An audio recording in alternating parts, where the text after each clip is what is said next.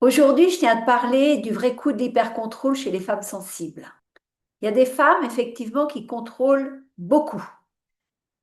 Pas parce qu'elles aiment contrôler, mais parce que quelque part, elles n'ont jamais vraiment pu se reposer. Si tu es sensible, consciente, responsable et que tu te sens souvent tendue intérieurement, alors cette vidéo est pour toi. L'hypercontrôle ne ressemble pas toujours à ce qu'on imagine. C'est pas forcément diriger, imposer ou dominer. Parce que chez beaucoup de femmes sensibles, notamment, le contrôle est silencieux, il est intérieur. C'est penser à tout, c'est anticiper, vérifier, c'est gérer, c'est porter. Et surtout, c'est ne jamais vraiment lâcher. Et c'est un comportement qui épuise énormément.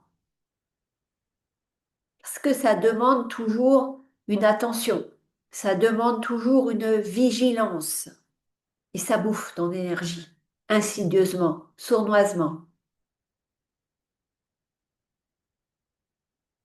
Alors pourquoi tu contrôles? Si ça te fatigue, ça paraît vraiment contre-productif. Et pourtant,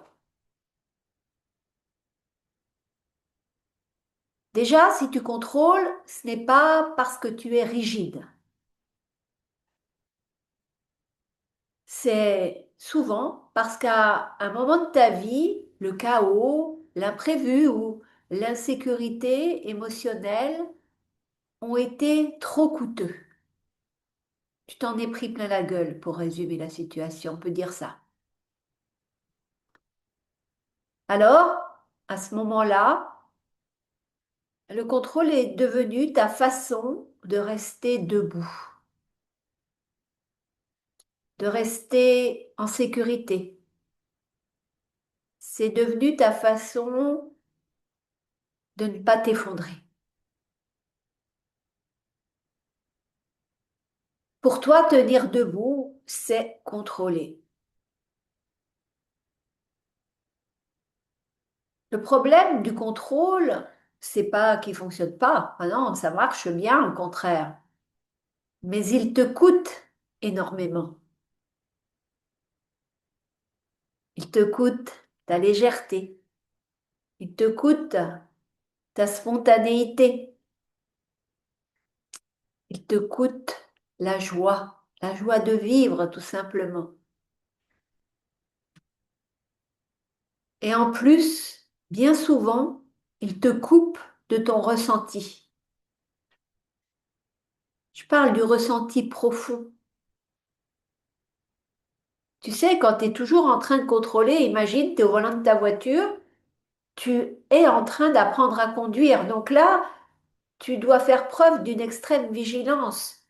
Tu dois te souvenir qu'il faut regarder tes rétroviseurs si tu veux doubler, rétroviseur intérieur, rétroviseur extérieur. Il faut mettre son clignotant.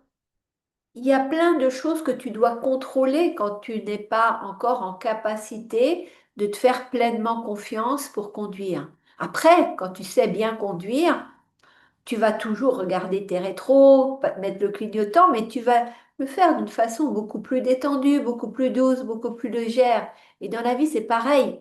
Si tu veux absolument tout contrôler, ça te demande cette vigilance de tous les instants, ça te demande une tension permanente. Et ça, c'est épuisant. Et pendant que tu es en train de tout vouloir contrôler, tout vouloir vérifier, tout vouloir anticiper, forcément, tu t'oublies. Et tu oublies ton corps, tu oublies tous les messages qu'il te manifeste à chaque instant. Tu n'es plus du tout non plus en mesure d'écouter tes émotions, tes ressentis, ce qui se passe en toi. Tu n'entends plus les messages de ton âme. Tu es coupé de ton être profond, de ta nature, de ta vraie nature. Et ça te fatigue. C'est épuisant de vivre dans ces conditions-là. Ce que je peux, disons que je vais résumer ta situation, tu sais faire, tu sais gérer, mais tu ne sais plus te laisser vivre. Quelque part, tu es à côté de la plaque, tu es à côté de ta vie. Même dans tes relations avec les autres, tu es à côté si tu tentes de les contrôler.